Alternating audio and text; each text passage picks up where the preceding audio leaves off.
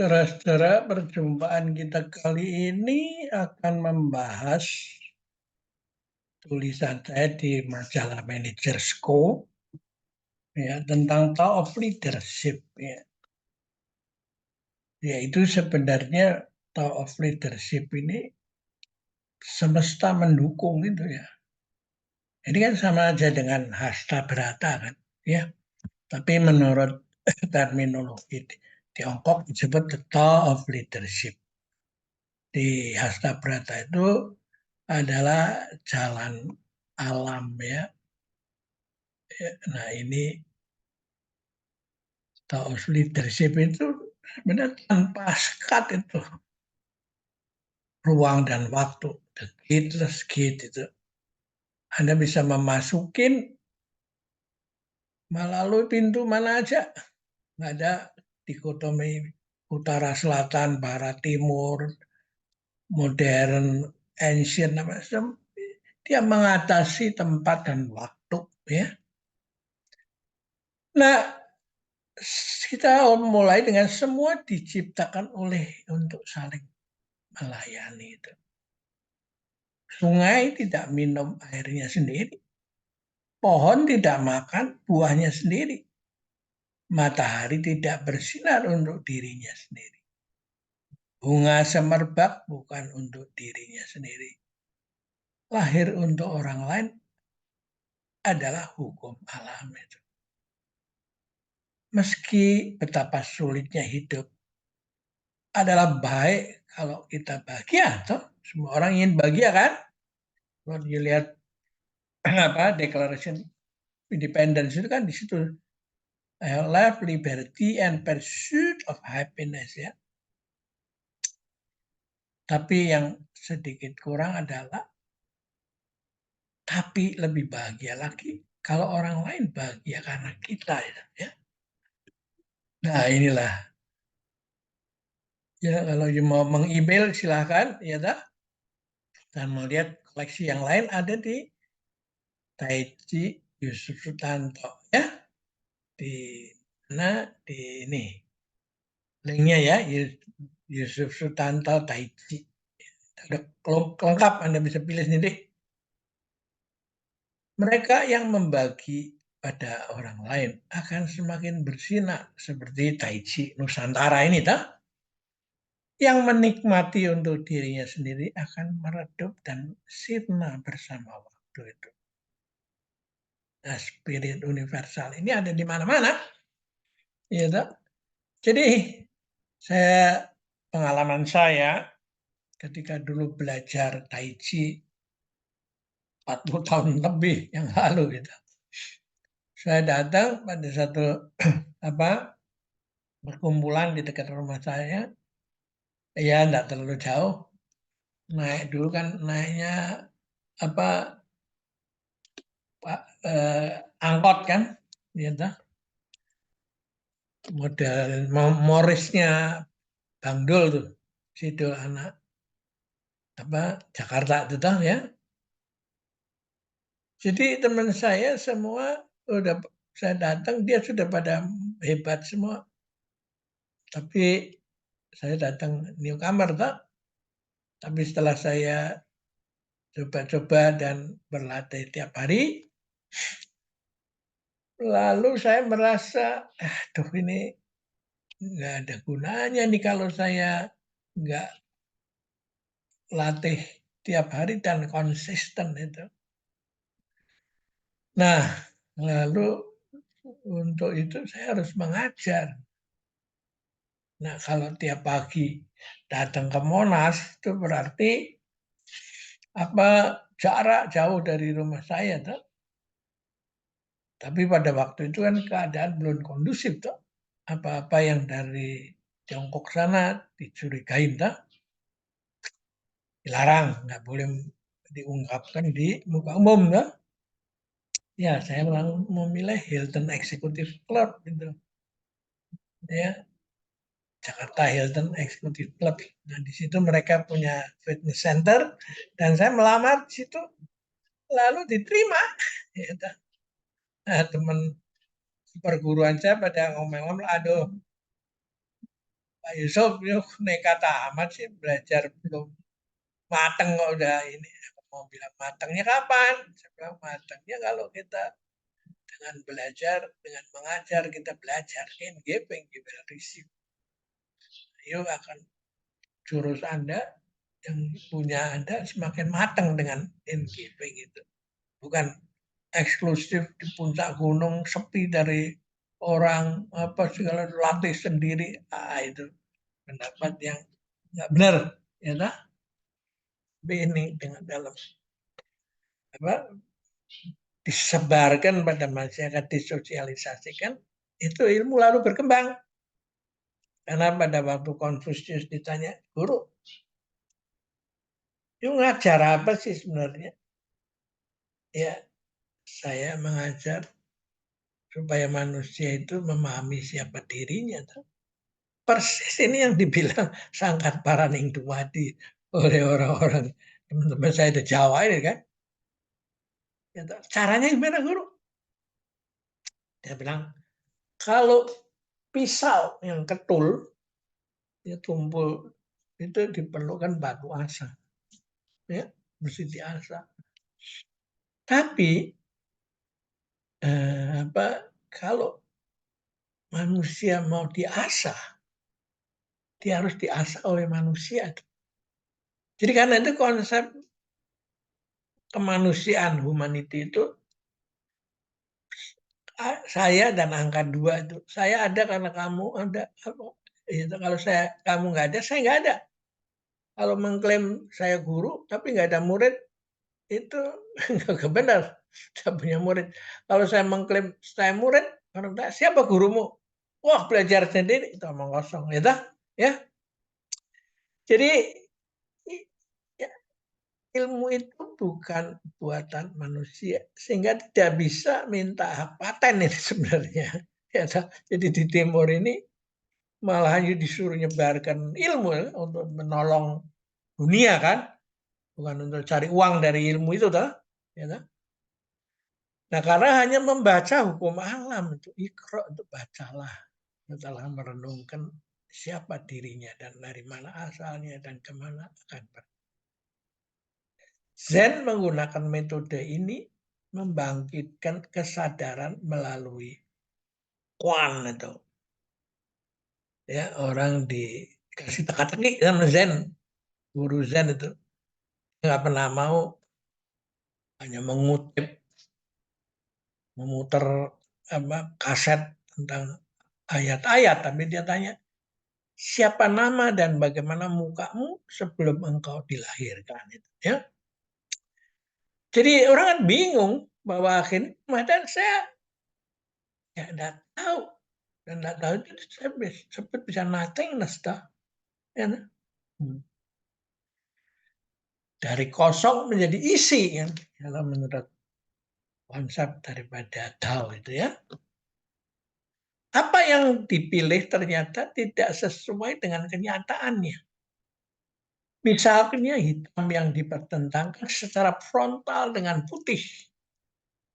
Ternyata setelah gagalnya Perang Dingin antara Barat dan Timur, pemenangnya malah sempoyongan dan mencari sandaran supaya bisa berjalan normal. Seperti orang main panco juga kan. Wah, bisa-bisa musuh saya, habisin. Blek, setelah menang, kehabisan tenaga, tangannya keplek, bisa diangkat lagi. Demikian pula kita habis-habisan memusnahkan virus. Akhirnya virusnya nggak kejar-kejaran, nggak capek, lalu mati, hidup lagi, bermutasi terus. Ini kelemesan sendiri. Akhirnya diambil jalan Taiji, itu the Tao of Leadership. Kenapa nggak kita kasih virus yang dilemahkan menjadi vaksin, sehingga tubuh yang mempunyai daya juang sendiri untuk mempertahankan diri secara alamiah, dia mendeteksi ini ada sesuatu yang baru, dan lalu dia mempersiapkan tubuhnya untuk mengatasinya itu. Jadi pertempuran virus dengan imunitas itu terus-menerus berlangsung, ya toh, tanpa ada hentinya. Yang sekali dia menang, virusnya kalah terus begitu. Nah, inilah yang dimaksud bagian daripada tulisan ini, toh.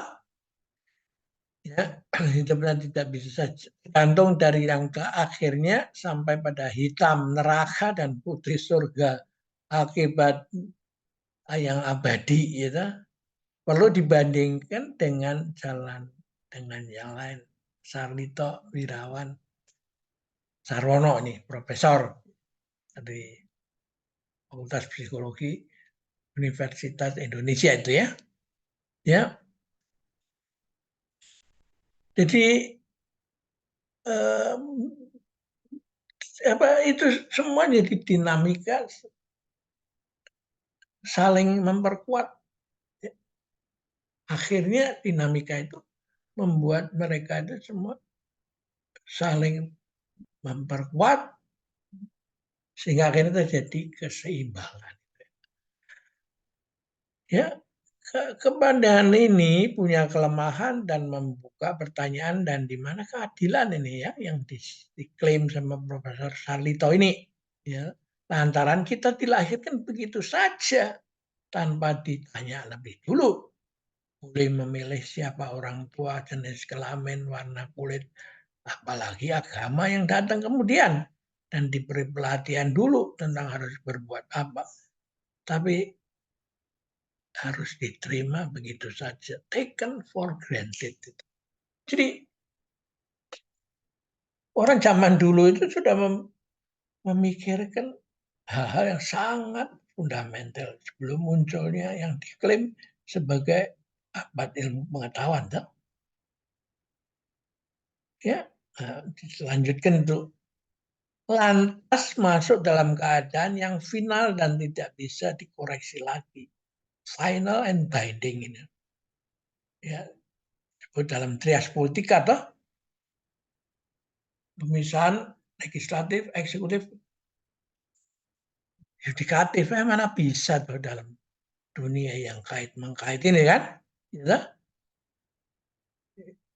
mengurus negara nggak bisa mengatur peradaban yang kait-mengkait toh ya. Nah, di sini diceritakan The Web of Life itu oleh Fritjof Capra. Di semua lingkup gerak alam, kita menemukan sistem-sistem kehidupan yang bertengger pada sistem-sistem kehidupan lain. Jaringan-jaringan bergantungan pada jaringan lain. Batas-batas sistem kehidupan bukan merupakan batas pemisah, melainkan hanya batas-batas identitas belaka. Semua sistem kehidupan itu berinteraksi satu sama lain dan saling berbagi sumber daya melewati batas-batasnya itu. Ya. Memang alam adalah tarian agung kalau demikian kan. Energi kosmis tiga tanpa ego itu.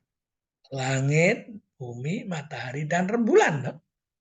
Karena tanpa ego, maka dia tidak menuntut imbalan atas apa yang telah dia perbuat itu. Mereka sekedar disebut menjalankan dharma masing-masing yang oleh perusahaan sepatu disebut dasuit itu ya. Nah itu dari sini tuh si pemiliknya itu mengambil kata itu simbol itu tuh. Mereka sekedar melaksanakan dharmanya masing-masing. Apalagi minta dihormati atau menguji kesetiaan setiap orang. Apakah patuh diberi stick atau carrot itu. Jadi konsep kita kan kita mempunyai pencipta yang minta dihormati dan lalu menguji, setia apa enggak sih saya? Dan kalau setia saya kasih carrot, wortel. Kalau kurang setia saya kasih stick, saya cambuk, pukul gitu. Akibat pemaksaan menerima konfrontasi hitam versus putih yang gagal ini, tidak tersedia ban serep dengan mencari oponen lain itu. Gitu. Setelah menang kan tidak ada ini, dia cari ban serepnya nggak ada. Seperti pemenang perang dingin toh. Karena sifatnya adalah belum memahami hakikat hidup seperti dikatakan dalam kitab Tasyik itu. Tidak tahu tebal tipisnya semua. Sehingga apa yang tipis, yang mestinya tipis malah ditebalkan dan sebaliknya. Nah, itu diperlukan guru. Dalam bahasa Sanskerta itu berarti gelap, ru berarti terang. Itu. Nah, karena ini kosakata guru itu dalam bahasa Sanskerta itu konsep itu. Ya. Kini saatnya kembali ke jalan semesta mendukung dengan paradigma hubungan saling menghidupi dan membatasi antara 5 unsur. Ya. Dari ini yin, ya putih, hitam, ini basicnya di sini kan. Ya, inilah makanya perang dingin itu gagal karena ini kan.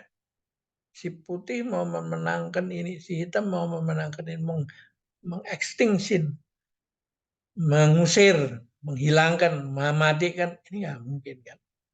Nah, lalu ini dikembangkan menjadi 8 trigram itu. Ini langit, ini bumi, ya toh? Ini disebut apa? Api, ini air kan, ya. Ini apa? Eh, angin sebelahnya tentu badai kan, ya.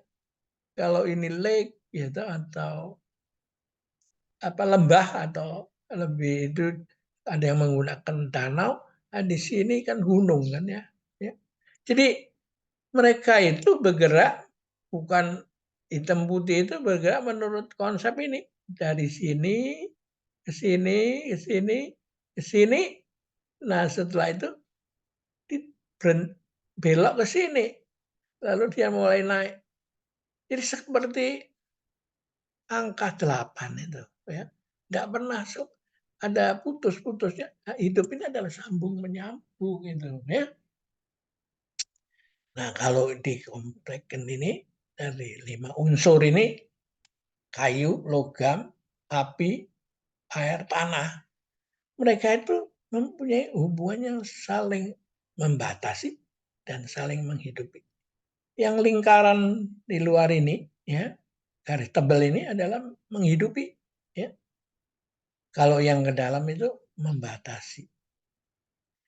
Jadi kayu dibatasin oleh logam kan, dipotong. Logam dibatasin oleh api kan. Api dikalahkan oleh air. Kan? Air dikalahkan oleh tanah. Tapi yang lingkaran di luar ini kayu. Kalau saya kasih api menghasilkan abu. Debu dan di tanah kan. Dan di dalam tanah menghasilkan logam kan. Dan logam itu ada embun nempel itu menghasilkan air. Kan? Nah air itu kalau saya kasih tanah menumbuhkan kayu. Ya. Jadi ini yang sebenarnya harus terjadi. Gitu. Ini terjadi sehingga akhirnya setelah PBB itu sempoyongan, muncullah BRICS ini, Brasilia, Rusia, India, China, dan South America yang menggunakan model 5 unsur ini. Ya, mereka tidak mau menghidupkan perang dingin lagi, tapi tidak bisa. Kita harus realistis saja. Menghidupi sama membatasi. Seperti ini kan, ya. Nah, ini yang dipakai oleh BRICS.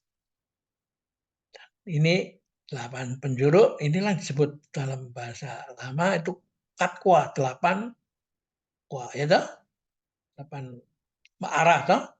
Dan dalam bahasa Nusantara ini, Jawa kuno ini disebut hasta berata. Hasta 8, berata itu langit, alam toh? dan dibarengi dengan melaksanakan jalan segi 8 Patwa ya, dalam budaya Nusantara dikenal Astabrata atau 8 laku dan mengatur alam semesta ya. Nah, inilah ajaran ini dari mana sih? Datang daripada langit, yaitu integrasi antara Gatotkaca rajanya di langit, Antareja lakinya di bumi, Antarsena rajanya di laut. Ini disatukan oleh jalan alam. Bukan dibikin trias politika seperti kita punya demokrasi yang di kalangan modern. Ini apa? Ini sudah ada lebih dulu ini. Ya. Nah, ini Arjuna dan ini Bathara Krishna tuh yang lukisan Dewa Wisnu yang menjelaskan tentang konsep Astabrata itu ya. Pemimpin itu bukan person tapi perilakunya harus seperti sengenge itu, matahari memberi kehidupan kan. Kalau orangnya dalam kegelapan dia menjadi condro itu, ya, rembulan. Kalau kehilangan arah dia menjadi kartika itu, bintang ya. Kalau dia apa lalu mengadakan dia bergerak menjadi seperti angin terus mana-mana dia itu mengisi yang kosong gitu terus nggak bisa diblok lagi oleh batas-batas itu. Nah, globalisasi ini menuju ke situ kan. Kalau dia mulai membuat langkah-langkah, maka dia seperti mendung itu. Seperti pemilu atau apa itu pergantian pimpinan kan selalu seperti mendung kan. Orang cemas siapa ini? Siapa sini? Nah, setelah kalau hujan turun, maka pemimpin itu memberi kesegaran, memberikan visi dan misinya yang baru. Saya akan kerjakan di sini, sini, sini. Nah, itulah terjadi, toh. Nah, bagaimana menghilangkan yang busuk karena alam juga membuat apa ada busuk, toh. Dulunya, toh, dia menjadi seperti api itu, yang tegas, lugas, yang sudah busuk tidak boleh mengganggu, tapi sudah harus dibakar, toh. Nah, pikiran ini terus berkembang di Nusantara ini dengan konsep Hamemayu Hayuning Bawono.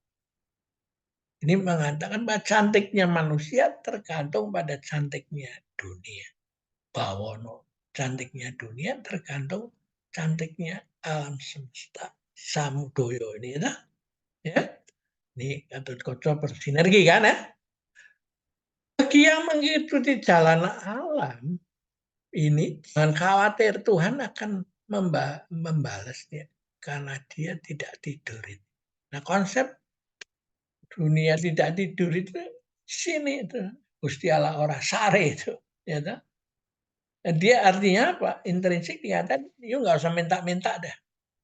Dia akan tahu tugasnya sendiri apa yang dia perbuat sendiri.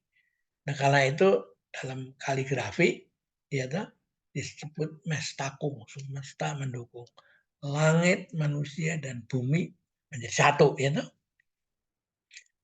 Kalau kamu banyak berbuat kebajikan tanpa diketahui orang banyak untuk minta imbalan untuk apa, ya toh? Langit akan membalasnya kepada kamu. Ya, ini beda. Jadi banyak orang itu nggak ngerti dianggap bahwa orang etnis Tionghoa itu budayanya, wah dia punya jalan pintas selalu minta pada Allah dan Allahnya itu Tuhannya itu memberi memanjakan itu bahkan kalau ada yang bikin lelucon kalau dia nggak mau dipakai dupa itu seperti disundut-sundut gitu bukan ini orang yang buat lucu-lucu aja kan ya orang yang baik hati dan sering berbuat baik ketika menghadapi kesulitan pasti muncul seseorang yang akan menolongnya itu.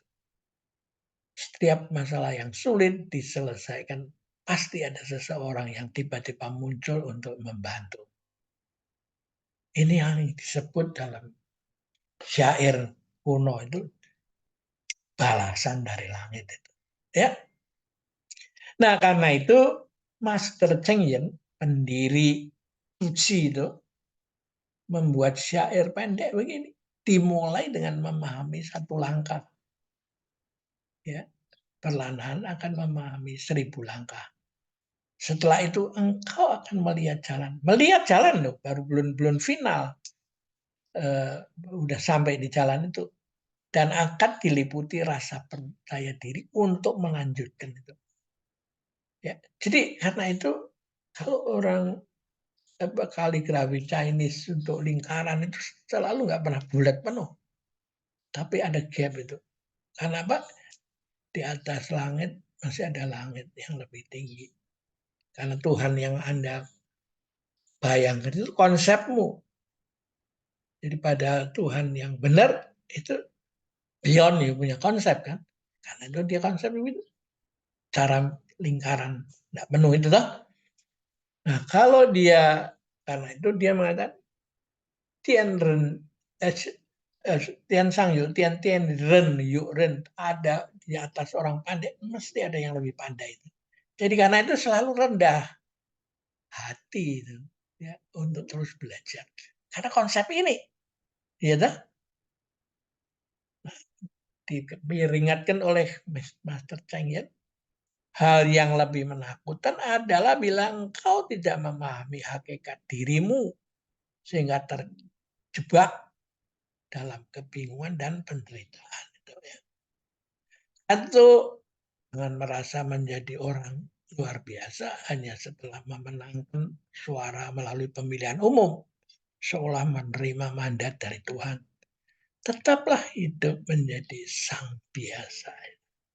Nah ini sekarang saya membawakan syair yang menarik dari Bang Cekwang. Ya, dia mengatakan sang biasa mengubah samudera penderitaan menjadi sukacita itu. Mata memandang berlaksa fenomena hati tetap bergeming. Itu. Biasa telinga mendengar puji dan celah, hati mampu tersenyum. Itu biasa di tengah rintangan suka duka, kaki tak henti melangkah.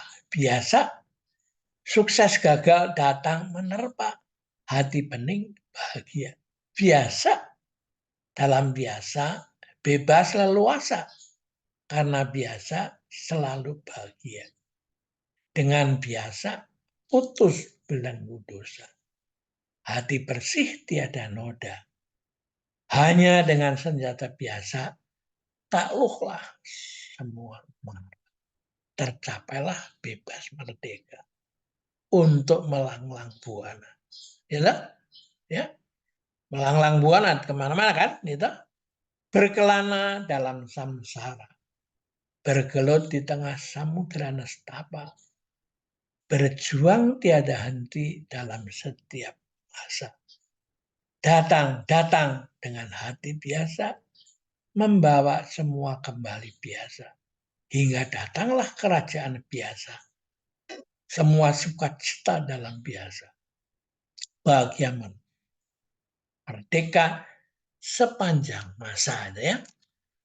Baru terjadi luar biasa itu ya.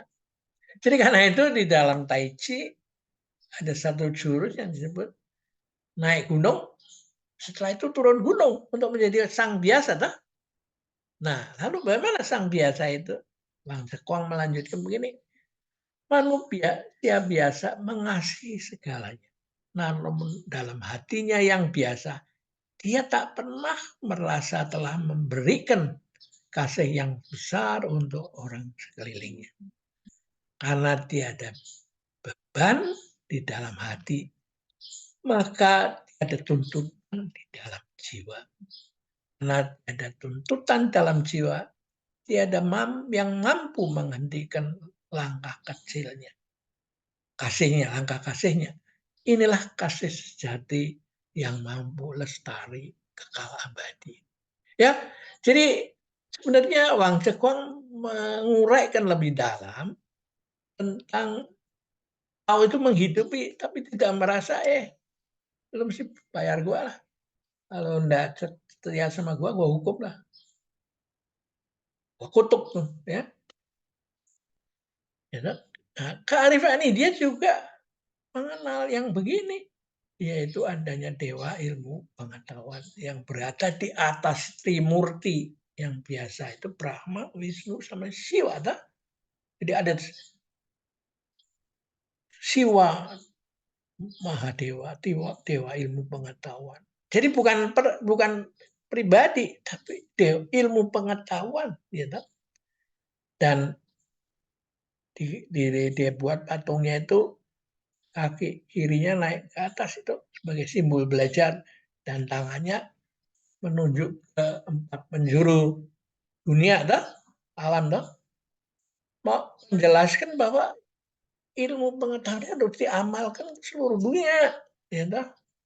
Nah, patung ini diberikan kepada pusat penelitian nuklir di Swiss itu dengan pesan yang you kerjakan jangan mengarah pada antroposentrik humanisme. Karena itu akhirnya you mencari diri sendiri, ya, seharusnya kamu harus amalkan itu ke seluruh dunia itu, ya. Kalian sedang menari bersama dengan sang dewa ilmu pengetahuan. Bukan untuk seperti dikatakan oleh Montesquieu 1748 menguasai dunia dengan ilmu pengetahuan supaya dunia itu menjadi milikmu dengan keringatmu sendiri, ya toh? Ya. Nah, ini sebenarnya menyindir pada Nietzsche bahwa Tuhan sudah mati. Tapi yang benar memang tidak tidur itu, ya toh? Ya. Tuhan yang mati itu Tuhan yang pikiranmu sendiri, ya toh? Ya toh? Yang paling tinggi tanpa ego yang melayani, bukan minta dilayani. Inilah yang disebut dan dipahami, yang tidak dipahami oleh Abraham Maslow dengan dia punya konsep tentang piramida itu. Karena itu setelah di atas nggak pernah bisa sampai kepada self realization. Lalu ngegantung aja, akhirnya menjadi antagonis lagi, balik ke aku lagi, gitu, yang lebih parah karena mintanya lebih banyak kan, gitu. Nah, karena itu Kumagai dalam buku First Zen Reader yang ditulis oleh Trevor Legends menulis gunungnya adalah gunung yang sama. Jalannya pun tak pernah berubah sepanjang masa. Yang berubah adalah pikiranmu. Guys, ya. Ini yang penting ini untuk zaman sekarang ini. Ketika orang sudah kebingungan dengan global warming, apa segala macam, kenaikan permukaan air laut, apa segala, bahaya bom nuklir itu, ya. Senjata pembunuh massal, senjata biologis, senjata kimia, seolah-olah itu dikuasai oleh cara pandang bahwa hidup itu untuk menguasai dengan membunuh itu. Bukan hidup itu adalah milik orang yang memberi kehidupan. Ya tak?